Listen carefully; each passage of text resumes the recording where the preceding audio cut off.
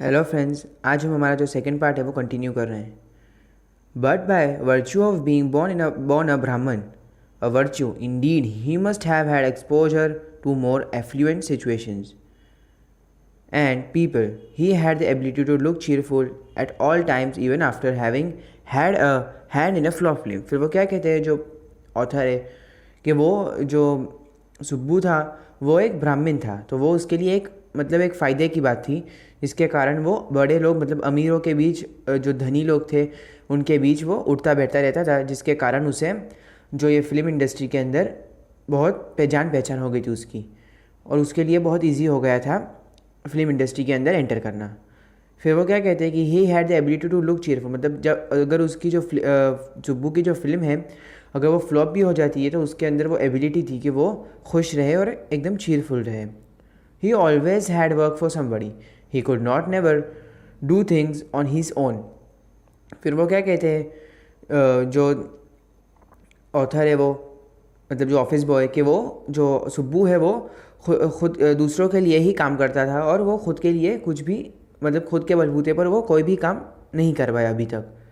लेकिन वो कहते हैं कि but his sense of loyalty made him identify himself with his principle completely and turn his entire creativity to his principles advantage. फिर वो कहते हैं कि लेकिन उसकी जो लॉयल्टी वो जो उसकी ईमानदारी है, जो उसकी सच्चाई है, उसके कारण उसकी एक अलग इमेज बन गई थी किसके सामने, कि उसके प्रिंसिपल जो बॉस है एस वासन, उसके सामने जो सुब्बू है उसकी एक बहुत ही अच्छी इमेज बन गई थी उसके ईमानदारी और सच्चाई के कारण. और उसी के कारण जो सुब्बू है वो अपनी जितनी भी क्रिएटिविटी है वो जो एस वासन के जो जेमिनी स्टूडियो के अंदर कोई भी फिल्म बन रही है, कोई भी काम हो उसके अंदर जो अपनी पूरी क्रिएटिविटी से वो कंट्रीब्यूट करता था, जो है वो Subbu. He was tailor made for films, वो जो सुब्बू है वो फिल्म्स के लिए ही बना था. Here was a man who could be inspired when commanded. फिर वो क्या कहते हैं कि जो ये सुब्बू है वो अपने आप कुछ नहीं करता था, अगर उसको कोई डायरेक्शन बता दे कि ये करना है तो वो अपनी पूरी जी जान से उस काम में लग जाता था, लेकिन वो अपने आप कोई काम नहीं करता था. फिर वो एक इंसिडेंट कहते हैं, एक एग्जांपल, कि कैसे वो जो सुब्बू है वो मदद करता है फिल्म मेकिंग के अंदर. The rat fights the tigress under water and kills her but takes pity on the cubs and tends them lovingly. I don't know how to do the scene. फिर वो कहते हैं कि एक सीन शूट करना था किसको, कि जो प्रोड्यूसर थे, कि एक जो चूहा है और एक टाइग्रेस जो शेरनी है उनके दोनों के बीच लड़ाई हो गई अंडर वाटर पानी के अंदर, और जो चूहे ने जो शेरनी को मार दिया, लेकिन जो चूहे को जो शेरनी के बच्चे थे कब्ज, उनके ऊपर दया आई और उससे वो प्यार जताने लगा. तो इस सीन को कैसे करना है वो जो प्रोड्यूसर है उनको नहीं आता था, तो फिर उन्होंने सुब्बू को कहा कि इस सीन को कैसे कर सकते हैं. The producer would say and Subbu would come out with 4 ways of the rat pouring affection on it's victims of spring. अगर प्रोड्यूसर ने सिर्फ एक बार कहा और सुब्बू ने 4 तरीके बता दिए कि कैसे जो चूहा है वो अपना अफेक्शन अपना प्यार विक्टिम्स जो शेरनी है जिसको मार दिया उसके बच्चे के ऊपर कैसे वो अपना प्यार जताता है, उसके 4 वेज जो सुब्बू ने बता दिए. Good, but I am not sure it is effective enough. फिर वो जो प्रोड्यूसर है वो कहते हैं कि अच्छा है, लेकिन मैं श्योर नहीं हूँ कि ये इफ़ेक्टिव होगा, ये जो सीन जो तरीके बताए वो इफ़ेक्टिव होंगे इस सीन को करने के लिए. The producer would say and in a minute Subbu would come out with 14 more alternatives. Producer सिर्फ ये बात कहते हैं कि मैं श्योर नहीं हूँ कि ये इफ़ेक्टिव होगा, और उसी के साथ इन अ मिनट थोड़ी ही देर के अंदर सुब्बू 14 और उसके अल्टरनेटिव्स 14 और तरीके सोच लेता था कि कैसे इस सीन को करना है. Film making must have been and was so easy with a man like Subbu around, and if ever there was a man who have gave direction and definition to Gemini Studios during its golden years. फिर क्या कहते हैं इसके अंदर कि सुब्बू जब भी आसपास होता था, जब फिल्म मेकिंग फिल्म बन रही होती थी, तब जो फिल्म मेकिंग है वो बहुत ही इजी हो जाती थी सुब्बू के डायरेक्शन के अंदर, क्योंकि सुब्बू इतना टैलेंटेड था वो कि फिल्म मेकिंग को एकदम ईजी बना देता था वो. और जब जब जेमिनी स्टूडियोज़ के गोल्डन ईयर्स जब वो एकदम टॉप पे थे सभी फिल्म प्रोड्यूसिंग कंपनीज़ के अंदर, स्टूडियोज़ के अंदर जब वो टॉप पर थे तब सुब्बू का उसके अंदर बहुत बड़ा कंट्रीब्यूशन था. It was Subbu. Subbu had a separate identity as a poet, and though he was certainly capable of more complex and higher forms, he deliberately chose to address his poetry to his masses. फिर इसमें क्या कहते हैं कि जो सुब्बू के अंदर एक और टैलेंट था. अब वो क्या था कि पोइट्री करने का. तो फिर इस जो जो पोएट्री करने का जो उसका टैलेंट था, उसके जो वो पोएट्री बहुत ही हार्ड और मतलब कॉम्प्लेक्स, जो कि बहुत कम ही लोगों को समझ आए, और एकदम हाई क्वालिटी की जो पोएट्री वो लिखने की काबिलियत जो सुब्बू के अंदर थी. लेकिन वो जानबूझकर ऐसी पोएम्स लिखता था जो कि मतलब मासेस, मतलब बहुत सारे लोगों को ईजीली आसानी से समझ में आ जाए, वैसी पोएम्स जो है वो सुब्बू लिखते थे. His success in films overshadowed and dwarfed his literary achievements. इसमें क्या कहते हैं कि जो उसकी फिल्म इंडस्ट्री के अंदर जो उसकी सक्सेस थी, जितना वो सक्सेसफुल हो गए थे सुब्बू, उसके कारण जो उसकी जो उनकी जो लिटरेरी मतलब जो पोएम के अंदर जो उनकी अचीवमेंट्स थी वो ओवर शेडो, मतलब उसके ऊपर वो भारी पड़ गई थी जो फिल्म्स की जो सक्सेस थी, और ड्वार्फ्ड, जिसके सामने जो उनकी जो पोएट्री जो अचीवमेंट्स थी वो बिल्कुल ही छोटी लगने लगी थी, और वो मतलब छुप गई थी उनके फिल्म्स के सक्सेस के सामने. और so his critics felt. He composed several truly original story poems in folk, refrain, and diction, and also wrote a sprawling novel, Thillana Mohanambal, with dozens of very deftly edged characters.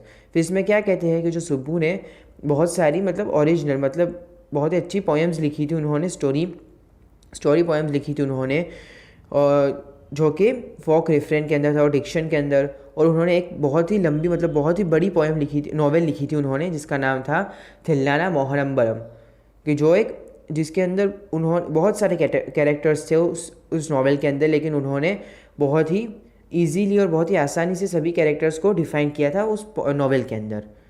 He quite successfully recreated the mood and manner of the devadasis of the early 20th century. क्यों जो सुब्बू थे उन्होंने एक movie को recreate किया था देवादासिस, जो early 20th century के अंदर जो उन्होंने बहुत ही सक्सेसफुली रिक्रिएट की थी. जो उसका पूरा मूड था, मतलब जो उसका इन्वायरमेंट था, जो उसका मतलब जो उस टाइम के अंदर जो वो मूड था, उन्होंने बिल्कुल वही सेम टू सेम उन्होंने रिक्रिएट किया था, मतलब उनके जो रीमेक के अंदर देवादासिस के. He was an amazing actor. अब जो सुब्बू है वो पोएट के साथ एक अमेजिंग एक्टर भी है. He never aspired to the lead roles, मतलब उन्होंने कभी भी लीड रोल के लिए नहीं एक्टिंग की, लेकिन उन्होंने मतलब छोटे छोटे रोल्स के लिए उन्होंने एक्टिंग की है, साइड रोल्स के लिए. He played in any of the films. He perform better than the supposed main players, मतलब वो इतनी अच्छी साइड रोल के अंदर भी वो इतनी अच्छी एक्टिंग करते थे कि जो मेन हीरो है उनके सामने वो भी मतलब फीका लगता था. He had a genuine love for any one he came across, and his house was a permanent residence for dozens of near and far relations and acquaintances. फिर क्या कहते हैं इसके अंदर कि जो सुब्बू है वो मतलब बहुत ही लोगों के साथ रिलेशन रखने वाला था, और जो उसका सुब्बू का घर था वो बहुत सारे लोगों के लिए मतलब खुला था कि आप कभी भी आ सकते हो और जा सकते हैं. और कई सारे रिश्तेदार जो सुब्बू के थे वो उसके घर पे आते जाते रहते थे. और एक्वेंटेंसेस में मतलब ऐसे फ्रेंड्स को जो बहुत ही क्लोज ना हो लेकिन फ्रेंड्स हो, उनके साथ थोड़ी बहुत जान पहचान हो, वो सब सुब्बू से बहुत ही मतलब उनके घर पे आते जाते रहते थे वो. It seemed against Subbu's nature to be even conscious that he was feeding and supporting so many of them, कि सुब्बू के लिए वो मतलब कॉन्शियसली सोचना कि वो उन सभी के ऊपर बहुत खर्चा कर रहा है और उनको खाना खिला रहा है, उनको सपोर्ट कर रहा है, और वो उसके लिए सोचना भी उसके लिए बहुत ही मतलब नफ़रत, उसको बहुत ही पसंद नहीं था कि वो किसी के लिए अच्छा करे और वो सोचे उसके बारे में कि मैंने क्या क्या उनके लिए अच्छा किया consciously. Such a charitable and improvident man, मतलब बहुत ही दयालु था जो सुब्बू था, और बहुत ही दूसरों के ऊपर पैसा खर्च करने वाला था. And yet he had enemies, और उसके बावजूद भी जो सुब्बू के बहुत सारे एनिमीज़ मतलब बहुत सारे दुश्मन थे उस सुब्बू के, मतलब दुश्मन मतलब उससे जलने वाले बहुत सारे थे. Was it because he seem so close and intimate with the boss. वो इसलिए भी हो सकता था क्योंकि जो सुब्बू है वो बॉस के SS वासन के बहुत क्लोज था, और उनसे मतलब वो सेकंड पोजीशन पे था जेमिनी स्टूडियोज़ में, और वो बॉस से बहुत क्लोज था, इसके लिए दूसरे जो एम्प्लॉयज़ है वो उससे मतलब दुश्मनी करते थे. और was it was his general demeanour that resemble a sycophants. फिर इसमें क्या कहते हैं कि ऐसा भी हो सकता था, क्योंकि डिमेन्योर मतलब बिहेवियर और सिग्निफिकेंट मतलब एक चापलूस हुआ कि जो सुब्बू का नेचर कैसा था, मतलब उसका बिहेवियर कैसा था कि ऐसे चापलूस की तरह, मतलब वो चापलूस ही करता था किसकी, बॉस की, जो सुब्बू थे वो। ऐसा मतलब ऐसा कहते हैं जो ऑथर है कि ऐसा हो सकता है कि इसके लिए ही उनके जो बहुत सारे एनिमीज़ हो गए थे। और हिज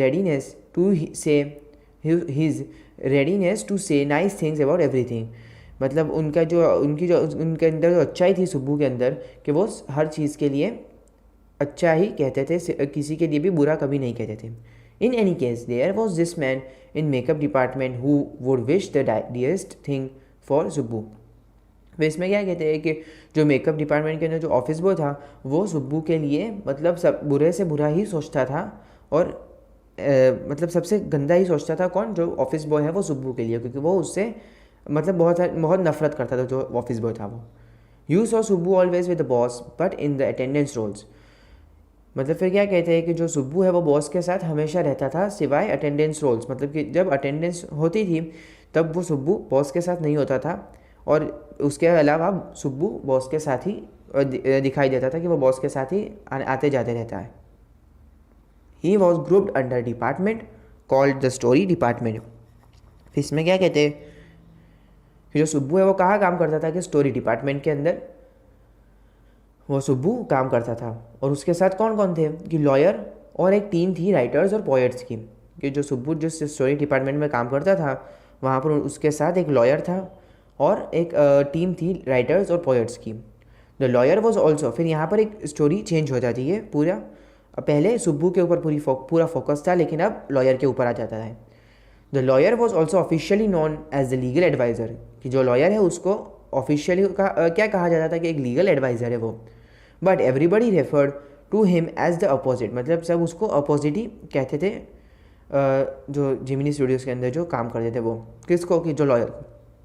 फिर एक इंसिडेंट कहते हैं कि an extremely talented actress who was also extremely temperamental. फिर यहाँ पर क्या कहते हैं कि एक बहुत ही एक्सट्रीमली टैलेंटेड एक एक्ट्रेस थी, और वो बहुत ही मतलब टेम्परामेंटल, मतलब बहुत ही गुस्सेल थी वो जो एक्ट्रेस थी वो। Once blew over on the sets, मतलब वो एक बार सेट के ऊपर गुस्सा करने लगी, मतलब सभी के ऊपर, और बहुत ही गुस्से में थी जो एक्ट्रेस थी वो। While every one stood stunt, मतलब जब वो गुस्सा कर रही थी तो तब सभी चौंक गए थे और वो उसके सामने मतलब ऐसे घूर कर देख रहे थे। द लॉयर क्वाइटली, मतलब जो लॉयर था वो चुपके से switched on the recording equipment, जब सभी लोग शॉक हो गए थे और देख रहे थे जब एक्टर वो गुस्सा कर रही थी, तभी जो लॉयर थे उन्होंने क्या किया कि जो रिकॉर्डिंग इक्विपमेंट, मतलब जो कैमरा था उसको ऑन कर दिया रिकॉर्डिंग करने के लिए, ये जब वो एक्ट्रेस गुस्सा कर रही थी। When the actress paused for breath, मतलब जो एक्ट्रेस थोड़ी देर सांस लेने के लिए रुकी, क्योंकि वो मतलब चिल्ला रही थी कब से। The lawyer said to her 1 minute please, तो लॉयर ने उससे क्या कहा जो एक्ट्रेस से, कि 1 मिनट आप ये देखेंगे। And played back the recording, मतलब जो रिकॉर्डिंग की थी जो लॉयर ने उसको एक्ट्रेस के सामने प्ले किया। मतलब सभी जो स्टाफ मेंबर थे जेमिनी स्टूडियोज़ के वो सब वहाँ पर खड़े थे क्योंकि शूटिंग हो रही थी। उन सभी के सामने जो लॉयर ने जो एक्ट्रेस का ये जो रिकॉर्डिंग किया था वो प्ले किया। देयर वॉज नथिंग इंक्रिमिनेटिंग और unmentionable fall about the actress tirade against the producer, मतलब ये जो लॉयर थे वो इंटेंशनली नहीं किया था उन्होंने कि मतलब सभी के सामने जो एक्ट्रेस की बुराई करने के लिए या प्रोड्यूसर के सामने जो एक्ट्रेस की मतलब उनको नीचा दिखाने के लिए, बुराई करने के लिए। But when she heard her voice again through the sound equipment, मतलब जब एक्ट्रेस ने अपना जो आवाज़ है वो साउंड इक्विपमेंट के थ्रू सुनी, शी वॉज स्ट्रक डम, मतलब वो भी शॉक में आ गई कि मैं ऐसा रिएक्ट करती हूँ। A girl from the country side, मतलब एक गर्ल जो बहुत दूर से मतलब कई गाँव से आई थी। She had not gone through all the stages of worldly experience that generally precede a position of importance and sophistication। फिर क्या कहते हैं इसके अंदर कि जो एक्ट्रेस थी वो बहुत ही जल्दी फेमस हो गई थी और जो ऊंचाइयाँ है वो बहुत ही जल्दी वो उस लेवल पर पहुंच गई थी। और मतलब वो नीचे से शुरू किया था और वो जो बीच का जो स्ट्रगल होता है उन्होंने नहीं किया था जो एक्ट्रेस थी उन्होंने, और सीधा ही वो इम्पोर्टेंस ऑफ सोफिस्टिकेशन, मतलब एक ऐसा उनका नेचर और ऐसा बन गया था जैसे वो बहुत ही टॉप की एक्ट्रेस बन गई थी उस समय। That she had found herself catapulted into, मतलब उन्होंने जो बहुत ही जल्दी वो लॉन्च हो गई थी इस फिल्म इंडस्ट्री के अंदर, और बहुत ही जल्दी वो एकदम सक्सेसफुल, एकदम टॉप पर आ गई थी वो. She never quite recovered from the terror she felt that day. मतलब उनको वो एक्सपीरियंस नहीं था उस मतलब जो स्ट्रगलिंग डेज का, तो वो मतलब बहुत ही डर गई थी, और वो बहुत ही टेरर मतलब बहुत ही डर गई थी उस समय. She was the end, that was the end of a brief and brilliant acting career. मतलब उस समय उस एक्ट्रेस ने अपना जो एक्टिंग करियर है वो ड्रॉप कर दिया वहाँ पर. The legal adviser who was also a member of the story department had unwittingly brought about that sad end. मतलब न चाहते हुए भी जो स्टोरी डिपार्टमेंट के जो लीगल एडवाइज़र मतलब जो लॉयर है वो काम कर रहा था, उसके कारण जो एक बहुत ही ब्राइट मतलब बहुत ही ब्रीफ मतलब छोटा सा और बहुत ही ब्रिलियंट एक्ट्रेस का जो करियर था वो वहाँ पर ख़त्म हो गया. और इसी के कारण आपको पता चल गया होगा कि इसी के कारण जो लॉयर था उसको अपोजिट क्यों कहा जाता था. While every other member of the department वोर अ काइंड ऑफ यूनिफॉर्म. मतलब कि एक सभी लोगों ने एक जैसा यूनिफॉर्म पहना हुआ होता था मतलब जिमिनी स्टूडियोज़ के अंदर. कैसा कि khadi dhoti with a slightly oversized and clumsily tailored white khadi shirt. कि वहाँ पर कैसे कपड़े पहनते थे वो लोग, कि जैसे आपने देखा होगा कि तमिल लोग जैसे पहनते हैं कि खादी मतलब साउथ साइड कैसे पहनते हैं कि जो लुंगी होती है और जो धोती वैसा कुछ कपड़े वो पहनते थे. वहाँ पर एक यूनिफॉर्म एक सेट था कि खादी धोती वे स्लाइटली मतलब एक बहुत ही ढीला और लूज शर्ट वहाँ पर पहनते थे. The legal adviser wore pants and a tie and sometimes a coat that looked like a coat of mail. एक जो लीगल एडवाइज़र था वो ही सिर्फ एक कोट पैंट और टाई और शर्ट वो सब पहनकर वो आता था. और कई बार तो ऐसा कोट पहन कर आता था कि ऐसा लगता था कि वो एक वॉरियर मतलब वॉरियर जब वो कोट पहनते थे वैसा ही कोट पहनकर वो आता था. Often he looked alone and helpless, a man of cold logic in a crowd of dreamers. कि जो लॉयर था वो बिल्कुल ही मतलब सबसे अलग रहता था, अलग पड़ जाता था उसके नेचर के वजह से. क्योंकि वो जो ऑथर मतलब जो लॉयर था वो एकदम लॉजिकल था, मतलब वो एकदम लॉजिक पर ही बिलीव करता था. लेकिन आसपास के जो लोग थे मतलब राइटर्स थे, प्रोड्यूसर, डायरेक्टर, एक्टर, वो सब ड्रीमर्स मतलब वो अपनी ही दुनिया में गुम रहते थे. जो सभी लोग वहाँ पर काम करते थे सिवाय लॉयर, तो वो बिल्कुल यहाँ पर आकर एकदम अकेला महसूस करता था अपने आप को. A neutral man in an assembly of Gandhiites and khadiites. फिर क्या कहते हैं कि न्यूट्रल मतलब किसी भी एक पक्ष के अंदर वो जो लॉयर है वो नहीं सपोर्ट करता था, इक्वली रहता था वो. और वो यहाँ पर आकर फंस गया था किनके बीच की गांधीइट्स एंड खादियाइट्स. मतलब गांधी जी के जो फॉलोअर्स थे वहाँ पर सभी लोग गांधी जी के फॉलोअर्स थे, और खादियाइट्स मतलब वो खादी पहनते थे इसके लिए. Like so many of those who were close to the boss he was allowed to produce a film and though a lot of raw stock and pancake were used on it. मतलब जो S Vasan जो boss थे उनके जो close थे, मतलब जो lawyer था वो भी एस वासन के बहुत ही क्लोज था. तो एस वासन क्या मतलब अपॉर्चुनिटी देते थे कि जो भी उनके क्लोज होता था वो एस वासन उनको एक फ़िल्म प्रोड्यूस करने का अपॉर्चुनिटी मतलब एक मौका देते थे. और वैसा ही मौका लॉयर को भी मिला.